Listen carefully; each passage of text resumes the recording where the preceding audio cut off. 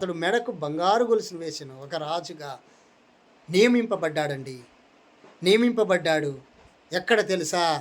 ఒకని ద్వారా నీకు మేలు కలిగినప్పుడు అతన్ని గుర్తుపట్టకపోయినా పర్లేదు కానీ జ్ఞాపకము చేసుకో. అతడు జ్ఞాపకం చేసుకోనలేదు. ఆ ఉద్యోగస్తుడు ఒక దినాన దేవుడే జ్ఞాపకం చేసుకున్నట్టుగా దేవుడి యాక్షన్ తీసుకున్నాడు. మనుషులు ఎవరిని నమ్మడం, ఎవ్వరు మంచివారు కాదండి. నీతిమంతుడు లేడు, ఒకడునూ లేడు నీతిమంతుడు. కానీ నీతిమంతుడు ఉన్నాడు. ఆయన పేరు నజరేయుడైన యేసుక్రీస్తు. యేసయ్యతో మనం ఎప్పుడైతే నమ్మకంగా ఉంటాడో సమస్త జనులతో కూడా మనము వాళ్ళతో కూడా నమ్మకం కలిగించే వాడిగా దేవుడు చేస్తాడు. మనం పరిశుద్ధంగా ఉంటాం, ఇతరులను కూడా పరిశుద్ధ మాటలో మనం నడిపిస్తాం. నువ్వే పరిశుద్ధ లేకపోతే ఇతరులకు మన పరిశుద్ధంగా ఏం చెప్తాం కదా? నువ్వే చెడు పనులు చేస్తున్నావు, చెడు పనుల గురించి ఏం ఖండిస్తావు? నువ్వే తప్పు పనులు చేస్తున్నావు, తప్పు పనుల గురించి ఇతరులకు మనం వాడు తప్పు చేస్తున్నాడండి, వీడు తప్పు చేస్తున్నాడు, నువ్వెలా వేలు పెట్టి చూపిస్తావు? అందుకనే మత్తయి సువార్త 6వ అధ్యాయంలో కదా, కుమారుడా నీ సోదరుని తప్పు చేసిన ఏళ్ళు నువ్వు చూపిస్తావు, మిగతా వేలు నీ వైపు చూస్తలేవా కదండి? ఒక ఏళ్ళు అటు చూపిస్తే మిగతా 4 వేలు ఇటే చూపిస్తాయి కదండి. అందుకని తన్ను తాను తీర్పు తీర్చుకున్నవాడు ధన్యుడు. ఇతరులను తీర్పు తీర్చడం కంటే తన్ను తాను తీర్పు తీర్చుకున్నవాడు ధన్యుడు దేని విషయంలో. కాబట్టి మనం ఎక్కడైనా కరెక్ట్ ఉన్నామా, మనం కరెక్ట్గా లేమా అనేది మనమే పరీక్షణ చేసుకోవాలి. కొన్నిసార్లు మన వ్యక్తిగత ప్రార్థన ఉండాలి, కుటుంబ ప్రార్థన ఉండాలి, సంఘ ప్రార్థన ఉండాలి. వ్యక్తిగత ప్రార్థన అంటే మనం కడుక్కోవడం, మనం స్నానం చేసుకుంటలేమా, మనము ఫ్రెష్ అప్ అయితేలేమా, ఇవి మన సొంత పనులు కావా? అలాగే మన సొంత ప్రార్థన మనకు అవసరము.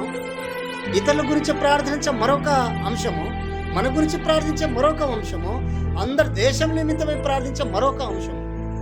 3 భాగాలుగా మనం ప్రార్థించాలి. ఒకడు మనం గురించి, మన కుటుంబం గురించి ప్రార్థించాలి. తర్వాత వ్యక్తిగత ప్రార్థన కావాలి, కుటుంబ ప్రార్థన కావాలి, సంఘ ప్రార్థన కావాలి. సంఘ దేని నిమిత్తమైతే మొరపెడతామో వాటి నిమిత్తమై ప్రార్థించాలి. ఈ 3 ప్రార్థనలో ప్రతి ఒక్కరిలో ఉండాలండి.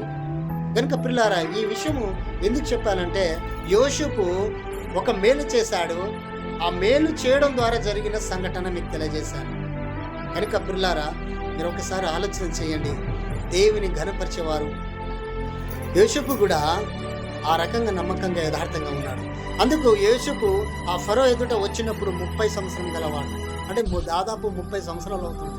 అంటే తన ఏజీ 30 సంవత్సరం గలవాడు. అప్పుడు ఆ రథం మీద ఎక్కి రాజుతో తిరగడం, అందరు జేజేలు కొట్టడం, అందరు కలిసి అతన్ని ఎంతో పొగడము, ఇదంతా ఘనత దేవుడు తెచ్చిపెట్టినదే. ఈరోజు నువ్వు అవమానించబడుతున్నావు, నీవు రేపు ఘనత నుంచుకుంటావు. ఈరోజు దేవుని నిమిత్తమై నువ్వు అవమానం పొందు, నష్టాలు పొందు, సమస్తం విడిచిపెట్టు, కానీ దేవుడు దాన్ని 2 ఇయ్యడానికి సిద్ధపడుతున్నాడు. దేవుడు ఇస్తాడండి. దేవుడు మర్చిపోడు. మనుషులు మర్చిపోయిన దేవుడు మర్చిపోడు. నువ్వు 1 రూపాయి ఇచ్చినా లేక ఒక పని చేసినా దాన్ని 2 తిరిగి ఎప్పుడు ఇద్దావా అని చూస్తాడు దేవుడు. ఇదిగో ఈ బీదవానికి ఇస్తే అది నాకు ఇచ్చినట్టే, ఇదిగో ఇది నా పని నిమిత్తం మీరు సమర్పించినట్టయితే అది నాకు ఇచ్చినట్టే అని దేవుడు అని మనకు వాగ్దానం చేశాడు. పిల్లారా, గనుక యోసేపు జీవితంలో ఒక చిన్న సంఘటన మీకు తెలియజేశాను. గనుక పిల్లారా, నువ్వు నమ్మకంగా యథార్థంగా ఉన్నట్లయితే, నీ ద్వారా ఒకరు మేలు కలిగినట్లయితే వారి ద్వారా నీకు తిరిగి మేలు దేవుడు కలిగిస్తాడు. నువ్వు మొదటగా మేలుకరమైన జీవితంలో ఉండాలి. అప్పుడు ఆ మేలు ఇంకో మేలు చేసి ఆ మేలు మరొక మంచి స్థాయిలోనికి తీసుకెళ్తుంది. యోసేపును కూడా ఒక పెద్ద స్థాయికి తీసుకెళ్ళిందండి.